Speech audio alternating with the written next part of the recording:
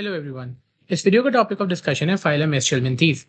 एस्ट्रेलमिंथीज हमारे पास राउंडवर्म भी कहलाते हैं और इस फाइलम को हम फाइलम नीमाटोडा भी कहते हैं। अगर हम तमाम एनिमल्स की बात करें तो दुनिया में सबसे ज़्यादा पाए जाने वाले एनिमल्स राउंडवर्म्स होते हैं। ये भी कहा जाता है कि दुनिया में जितने भी एनिमल्स हैं उनमें से 80% पॉपुलेशन राउंडवर्म्स की है। इनका हैबिटेट भी डिफरेंट तरह का होता है। ये ऑलमोस्ट हर जगह पाए जाते हैं। समंदर का पानी यानी कि सी वाटर हो, फ्रेश वाटर हो, सॉइल हो, हर जगह ये पाए जाते हैं। और इनका जो मोड ऑफ एग्जिस्टेंस है वो भी डिफरेंट डिफरेंट तरह का होता है। जैसे कुछ ट्री लिविंग होते हैं, कुछ स्कैवेंजर्स होते हैं। स्कैवेंजर्स का मतलब डेड ऑर्गेनिज्म पे फीड करने वाले। कुछ प्रेडेटर्स होते हैं यानी कि शिकार करके न्यूट्रिशन हासिल करते हैं। तो कुछ पैरासाइट्स होते हैं यानी दूसरे लिविंग ऑर्गेनिजम्स के साथ मिलकर रहते हैं, उनका नुकसान करते हैं और अपना फ़ायदा करते हैं। इनके डिफरेंट साइजेस होते हैं। कुछ माइक्रोस्कोपिक होते हैं तो कुछ कुछ सेंटीमीटर्स के होते हैं। और साथ ही साथ कुछ राउंडवर्म्स इतने बड़े भी होते हैं कि वो 1 मीटर से भी लंबे हो जाते हैं। हम इनकी सिमेट्री की बात करें तो बायलेटरल सिमेट्री होती है। इनके पास सीलोम जो होता है, इनकी जो बॉडी कैविटी होती है वो सूडोसीलोम कहलाती है, इसीलिए ये सूडोसीलोमेट्स कहलाते हैं। सूडोसीलोम का मतलब क्या है? ऐसा सीलोम या ऐसी बॉडी कैविटी जो कि मीजोडर्म की स्प्लिटिंग से ना बने। हमारे पास 3 तरह के सीलोमिक ऑर्गेनिजम्स होते हैं, एक एसीलोमेट्स, एक सूडोसीलोमेट्स और एक सीलोमेट्स। वो ऑर्गेनिज्म जिनके पास बॉडी कैविटी नहीं होती वो एसीलोमेट्स कहलाते हैं। वो ऑर्गेनिज्म जिनकी बॉडी कैविटी मीजोडर्म की स्प्लिटिंग से नहीं बनती वो सूडोसीलोमेट्स कहलाते हैं। और वो ऑर्गेनिजम्स जिनके पास ट्रू बॉडी कैविटी होती है जो कि मीजोडर्म की स्प्लिटिंग से बनती है वो सीलोमेट्स कहलाते हैं। सीलोम और सिमेट्री, इनसे रिलेटेड डिस्कशन हमने अपनी एक दूसरी वीडियो में की है। उसके बाद हम बॉडी ऑर्गेनाइजेशन की अगर बात करें तो इन ये ट्रिप्लोब्लास्टिक ऑर्गेनिजम्स होते हैं। यानी इनके पास तीन तीन की तीनों बॉडी लेयर्स पाई जाती हैं, यानी कि मीजोडर्म, एंडोडर्म और एक्टोडर्म, तीनों लेयर्स इनके पास बॉडी की पाई जाती हैं। इनकी जो बॉडीज़ होती हैं वो लंबी लंबी बॉडीज़ होती है और उनके पॉइंटेड एंड्स होते हैं, यानी कि बॉडी शुरू पे और एंड पे, स्टार्ट से और एंड से पॉइंटेड होती है।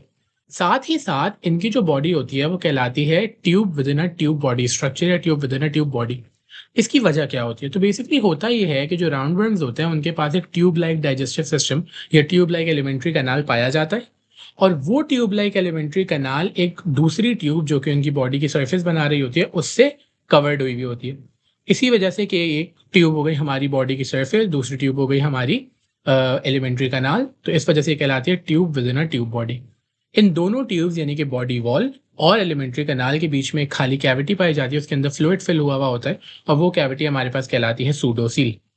रिप्रोडक्शन की अगर हम बात करें तो जो राउंडवर्म्स होते हैं वो सेक्सुअली रिप्रोड्यूस करते हैं। इनके अंदर सेक्सेस सेपरेट होते हैं, यानी कि या तो हीट्रोफ्रोडाइट, यूनिसेक्सुअल या डाइएशियस होता है। अगर हम डिफरेंट सेक्सेस की बात करें तो जो फीमेल्स होती हैं वो लार्जर और लेंदियर होती हैं as compared to the males. यहाँ पे हमारी जनरल कैरेक्टरिस्टिक्स खत्म होती है। अब हम बात करते हैं एवोल्यूशनरी एडेप्टेशंस की। तो सबसे पहले डाइजेशन की बात करें। अभी हमने पिछली स्लाइड में देखा कि इनके पास एक complete tube like digestive system होता है। इस डाइजेस्टिव सिस्टम की 2 ओपनिंग्स होती हैं, एक माउथ की तरह सर्व करती है और एक एनस की तरह सर्व करती है। उसके अलावा रेस्पिरेशन की अगर हम बात करें तो इनके पास कोई रेस्पिरेटरी सिस्टम नहीं पाया जाता। बेसिकली इनकी जो बॉडी होती है, इनकी बॉडी सरफेस बहुत मॉइस्ट होती है और बड़ी इस तरह से कह लें कि बहुत बारीक सी होती है। तो इनके सेल्स डायरेक्ट एनवायरनमेंट के साथ डिफ्यूजन के ज़रिए गैसेस एक्सचेंज कर लेते हैं।